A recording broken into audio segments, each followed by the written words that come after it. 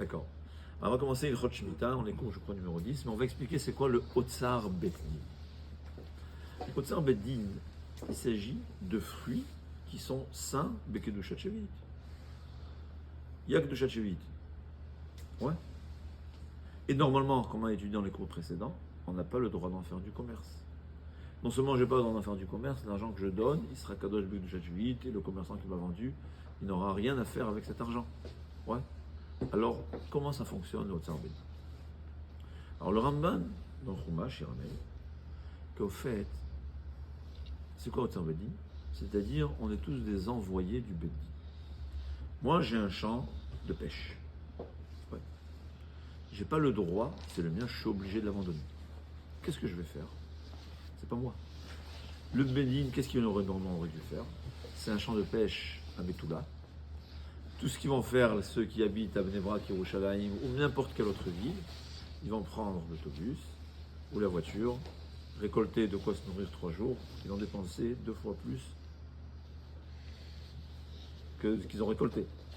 Alors tu vas dire, les habitants de la ville, de Metula, ben, ils vont manger, ils vont se nourrir 10 kilos de pommes ou de pêche ou de mangue, parce que dans le téléphone il y a beaucoup de champs, mais le reste sera jeté. Le Beddin, ils ont le droit. C'est quoi le Beddin? C'est dans le tribunal.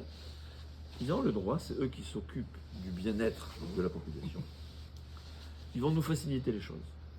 Eux, ils sont les envoyés du peuple juif.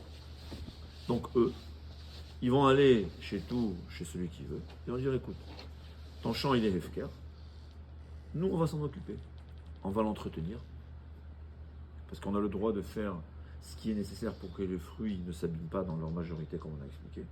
Donc il y a le minimum, bon pas si les engrais, mais en tout cas les rissous pour enlever pour tuer les mazikim, les pesticides. Voilà. Comment on appelle le verbe qui met les pesticides? Le traitement, je sais pas. En hébreu, il y a rissous, ils s'appelle ça. Ouais. Parce qu'en fait, c'est vaporisé. En hébreu, c'est vaporisé parce que ça va. D'accord. On a le droit de s'en occuper. Nous, on va récolter les fruits. Nous, on va les transporter, on va les mettre dans les endroits où il y a des gens qui veulent des pérotes de Shemitah. Ça nous revient de l'argent. Ouais. Nous, on va demander des acheteurs, on ne va pas leur vendre les fruits, on va leur demander exactement ce qui est pour recouvrir les dépenses. Ouais. Il y a l'entretien du champ, la récolte, le transport, l'emballage, le nettoyage, l'emballage et le transport.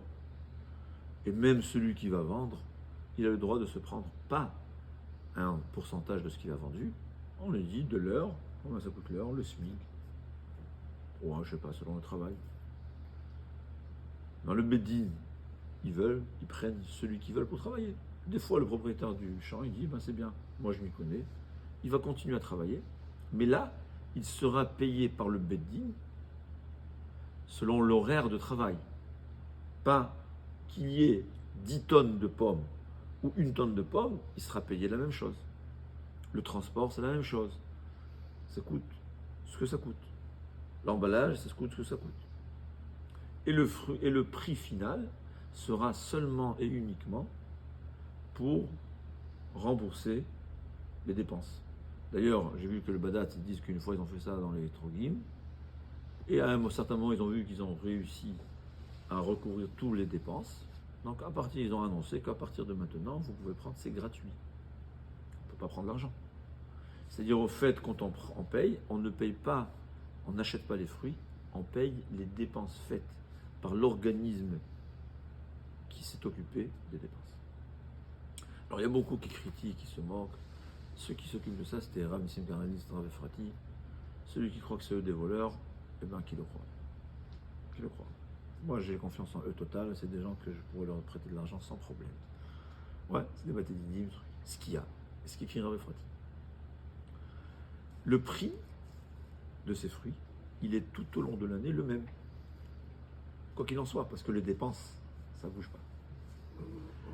Dans le chouk, dans le marché, parfois, ce sera plus cher et parfois, ça sera moins cher. Les gens, ils ne savent pas. Mais souvent, les agriculteurs, ils vendent à un prix inférieur à leurs dépenses. Il n'y a pas le choix. C'est une question d'offre et de demande. Cette année, tous les fruits étaient en Eretz, ils étaient 2 fois plus chers que l'année dernière. Pourquoi? Parce que cette année, il y a une pénurie. C'est-à-dire, au fait, il y a le ministère de l'Agriculture qui fixe combien on va planter de chaque fruit et de chaque légume, selon les demandes, parce qu'il faut bien. Sinon, on va se retrouver que chaque agriculteur va planter des mangues. En fait, on va se retrouver avec 10 fois plus de mangues nécessaires à 1 shekel le kilo, ils vont tous faire faillite et il n'y aura plus d'avocats. Alors, le ministère, c'est eux qui gèrent. Quand quelqu'un va demander, ils savent, on a besoin de tant et tant d'hectares, de temps et de chacun des fruits, de chacun des légumes. Et en général, c'est pour que ça fait qu'il y a un prix qui est, ça veut dire, qui est raisonnable. Mais il y a des problèmes des fois. Si tout d'un coup tu as eu une grande pluie, bon, Hachem, cette année il y a beaucoup de pluie, il y aura énormément de fruits. C'est très possible que les fruits sur le marché seront moins chers que le Otsar Bedin. Parce que l'Otsar Bedin, c'est le prix de revient. Et les agriculteurs qui se retrouvent avec plus de fruits que ce qu'ils pensaient, c'est ou jeter à la mer, ou vendre moins cher. Il n'y a pas le choix. Il y a eu tout d'un coup l'inverse. Il y a eu une grêle, où il y a eu un froid qui a un certain mauvais moment. Il y aura beaucoup moins de fruits. Le Otsar Bedin sera au prix de revient. Mais eux, comme il y a une pénurie, ils vont vendre le double. Ils ont le droit. Des fois ils perdent, des fois ils gagnent. C'est moutarde après la halakha, ouais. C'est le prix de tout le monde, ils ont le droit. Alors les gens diront, ah, tu vois, comment c'est possible que le Otsar Bedin il est moins cher, il est plus cher que chez les autres? C'est normal, ça arrive. Bon, il y avait des fois des canicules en Israël, alors il y avait trop de tomates, parce qu'ils plantent selon les saisons, en sachant que comme ça il y a chaque semaine le nombre de tonnes nécessaires qui vont mûrir. Mais si tout d'un coup il y a une canicule, alors ça va mûrir plus rapidement, on va se retrouver une semaine avec trop de tomates, ça va être 1 shekel.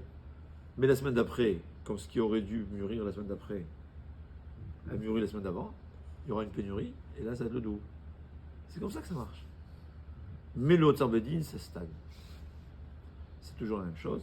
En tout cas, même si eux ils volent, c'est pas mon problème. Moi j'ai pas fait des issours, parce que c'est là qu'il y a des prix de revient, mais ils ne volent pas, je peux vous promettre, c'est des gens sérieux, c'est des gens de confiance. Il y a toujours des charlatans, comme partout. Mais ça ne veut pas dire que puisque le prix il est des fois plus élevé, que c'est des voleurs.